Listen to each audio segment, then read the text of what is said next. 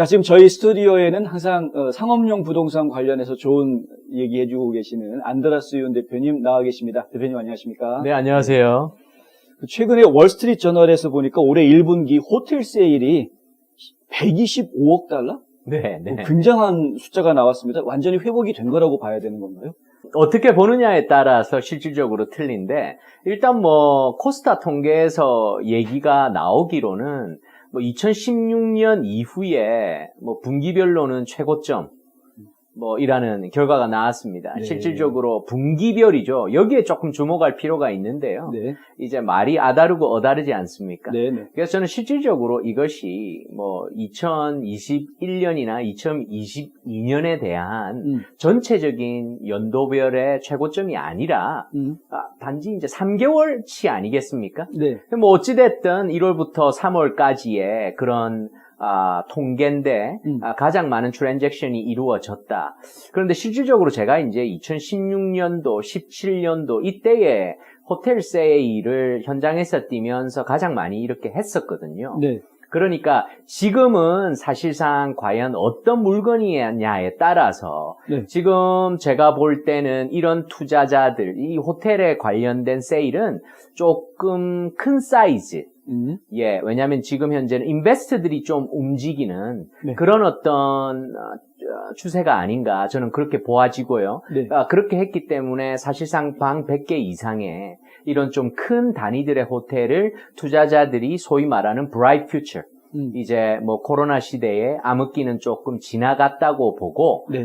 조금 더 그런 것을 목적으로 좀 bright future를 보고 좀 투자를 하는 그런 쪽이 아닌가 좀 이렇게 보아집니다. 저도 좀 그 말씀이 이해가 되는 부분이 4월 달에 트럼프 대통령도 자기 호텔을 팔았어요. 네. 엄청나게 잘 팔았다, 비싼 값 받았다고 자랑하는 걸 저희가 보았는데 네. 그런 거 보면 1분기도 세일 실적이 좋고 4월 달에도 트럼프도 비싼 값에 팔고 이런 거 보면은 지금 호텔이나 모텔 이거 굉장히 좀 활성화되고 있는 투자하기 좋은 때 아닌 건가라는 생각도 어렴풋이 드는데 어떻습니까? 그렇죠. 그러니까 사실상 이 호텔 세일은 늘 있듯이 동전의 양면같이 이렇게 바라보면 될 것 같습니다. 네. 물론 코로나가 시절이 끝났다고 해서 브라이트 퓨처를 우리가 바라보지만 사실상 이번에 그 상하이, 중국의 상하이 락다운을 한번 보십시오. 그렇죠. 만일에 그렇죠. 거기에 내가 호텔 소유주였다면 망하는 거죠. 이거는 네. 그리고 우리가 지금 분명히 제가 말씀드립니다마는 네. 이센셜 비즈니스는 아니잖아요. 어찌됐든 일단 네. 호텔은 그로서리 스토어처럼 이센셜 비즈니스가 아니기 때문에 또 혹자들은 제2의 제3의 코로나 시대가 올지도 모른다. 그리고 앞으로 시간이 갈수록 정부의 통제가 사실상 세진다면 네. 그러면 또 다른 락다운이 있을지도 모르고 네. 그리고 지금 같은 경우는 에너지, 그러니까 가스값 이런 것도 많이 여행객들의 발을 묶는 이런 요인이 되겠죠. 네. 그러니까 소자본의 투자자들은 실질적으로 많이 꺼려 하기도 하죠.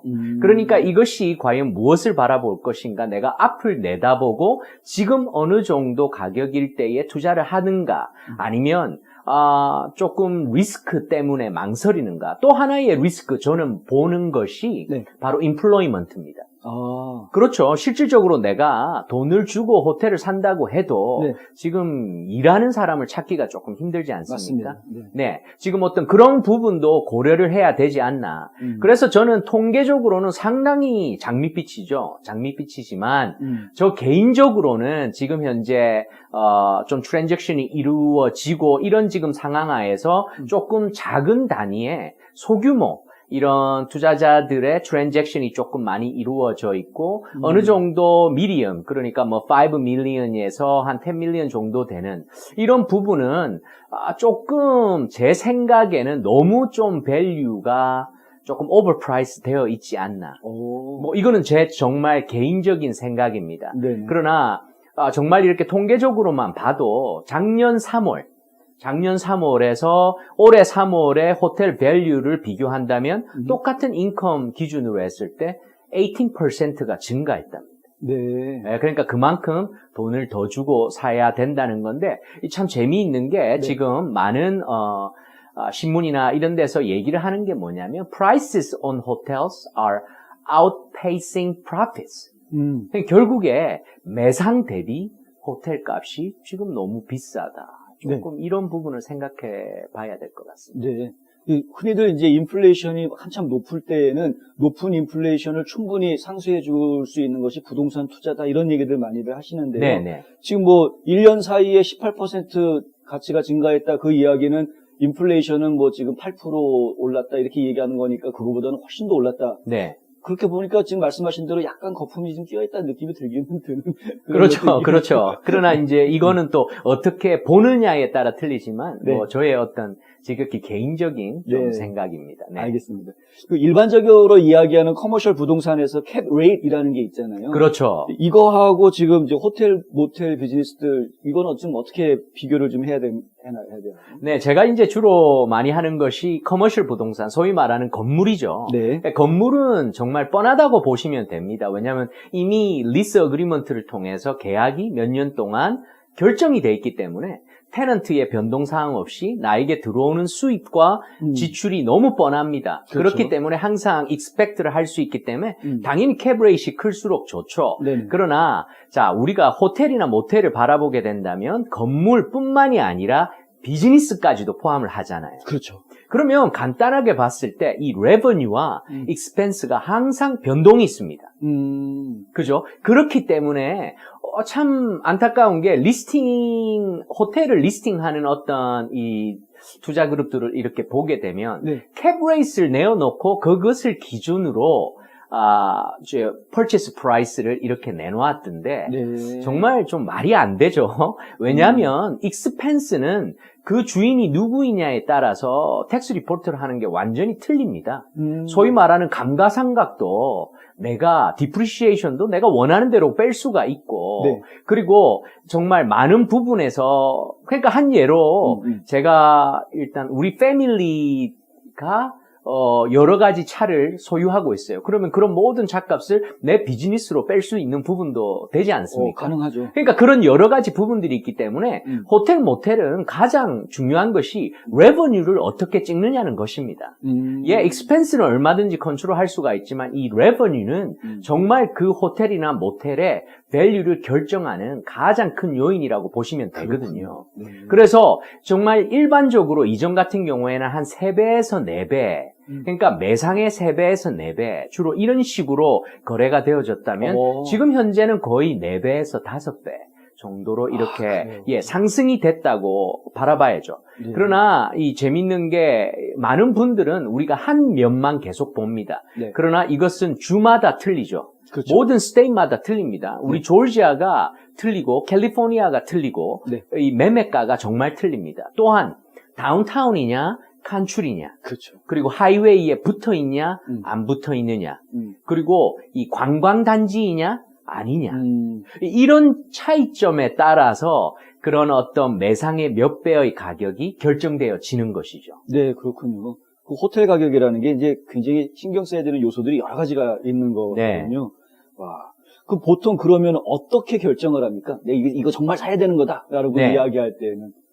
가장 중요한 것은 일단은 매상이 꾸준해야 된다라는 거죠. 네. 그러니까 일단 레버뉴가 그만큼 받쳐주면 정말 이것이 좋은 물건인가 아닌가. 그리고 우리가 그 레버뉴를 바라볼 때에 유동성 있는 부분인가 아닌가.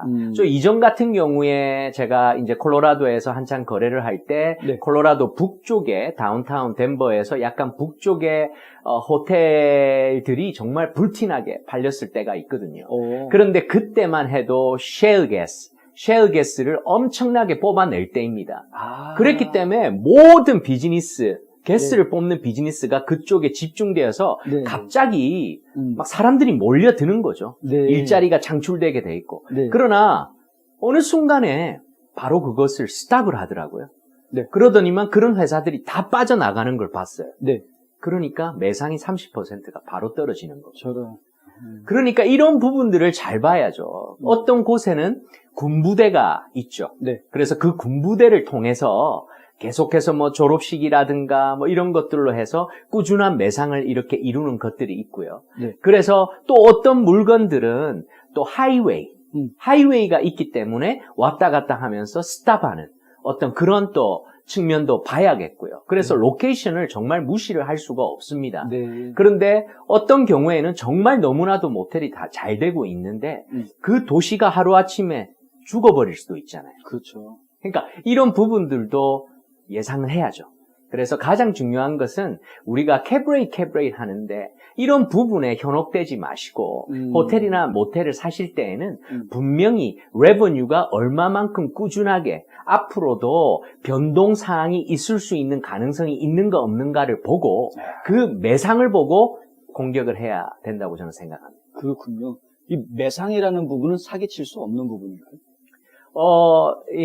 조금 민감한 부분인데 네. 이것을 조금 부풀리는 경우도 있죠. 그렇겠죠. 예, 부풀리는 경우도 분명히 있습니다. 네. 예를 들어서 그 크레딧 카드 같은 경우에는 우리가 크레딧 카드 스테이트먼트를 통해서 바로바로 이렇게 찍히지만 네. 또한 캐시로 들어오는 부분도 있거든요. 네. 이런 부분에서 셀러의 스트래티지가 무엇인가? 이제 이 호텔이 너무 좋아요. 그래서 본인이 계속 좀 갖고 있기를 원하는 분들은 보면 실질적인 것보다 아무래도 텍스 리포트를 조금만 하죠. 그렇죠. 그러나 내가 이것을 앞으로 팔 목적이 있는 어떤 그런 부분이라면 아무래도 조금 더 하는 경우도 뭐 있는 것들을 많이 봤는데 네. 사실상 그러나 이런 모든 부분은 프랜차이즈 같은 경우에는 스타 리포트라고 해서 정말 프랜차이즈 레벨에서 슈퍼바이징 안에서 이런 모든 것들이 네.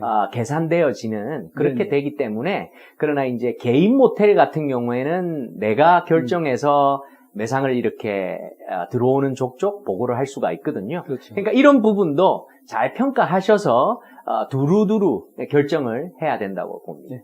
지금 뭐 얘기해 주신 내용들 중에 굉장히 많은 구멍들이 있을 수 있을 것 같아요. 이제 그렇죠. 예, 그 어떤 주변 환경의 변화에 의해서 갑자기 지역이 장사가 안 되는 지역이 돼버리고 이러면은 네. 그런 것들은 사실 그 동네만 봐가지고서는 또 알 수 없는 부분이기도 하고요. 네. 전체적인 거를 지금 감안할 수 있는, 계산할 수 있는 경험이 있는 분들의 조언이 정말 필요할 것 같다라는 생각이 드는데요. 네. 이 처음 투자하시는 분들 결국에는 전문가들한테 도움을 청하는 수밖에 없겠죠. 정말 그렇습니다. 그런데 또 우리 한국 분들이 물론 뭐 세탁소나 레스토랑 이런 것도 많이 하시지만 정말 호텔 모텔들을 많이 하세요.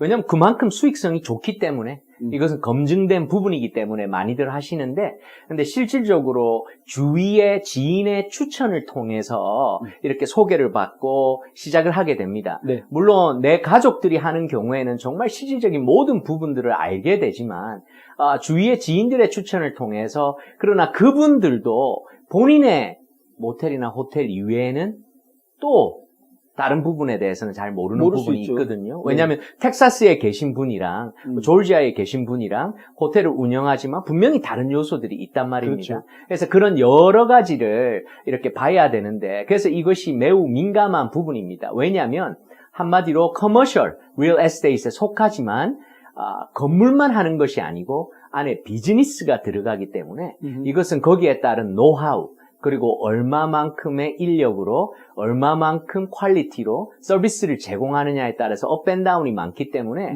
정말 잘 될 수도 있고 정말 힘들어질 수도 있습니다.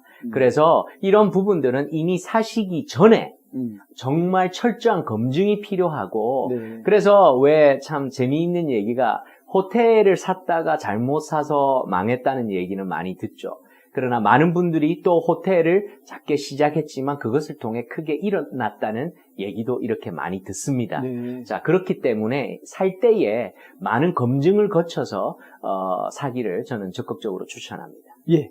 자, 오늘은 지금 저희가 호텔 업계에 대한 이야기를 좀 들어봤습니다. 지금 뭐 전 세계적으로, 그리고 특히 미국에서도 호텔 그 매매에 대한 관심도가 상당히 높아졌고요. 매매가 많이 이루어지고 있는 이런 상황이어서 이것이 이제 팬데믹 지난 다음 포스트 팬데믹 시대에 새로운 것이라기보다는 안정적인 투자처로 각광받고 있다라는 이제 이런 이야기들이 있어서 한번 저희가 윤 대표님과 함께 호텔 비즈니스에 대해서 좀 이야기를 나눠보았습니다. 아무리 봐도 여러 가지 요소들이 개입이 될 수 있고 호텔 하나만 보거나 혹은 호텔이 있는 그 지역만 봐가지고서 할 수 있는 일이 아니기 때문에 전체적인 걸 좀 볼 수 있는 그런 전문가들의 도움을 반드시 받으시기를 추천해 드립니다. 오늘 도움말 주신 윤 대표님 정말 감사합니다. 네, 감사합니다.